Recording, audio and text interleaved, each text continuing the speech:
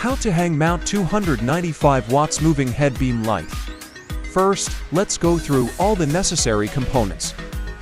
Start by disassembling the lighting clamp. Remove the screws and washers.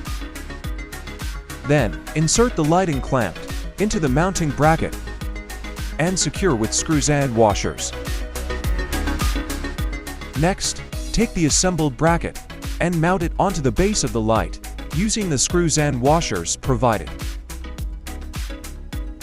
Now, open the lock on the lighting clamps. Snap the light into the truss and tighten the lock to secure it. And that's it. Your 295 watts moving head beam light is now securely mounted and ready for use. Top Dense 295 watts moving head beam light, your trusted professional lighting solution.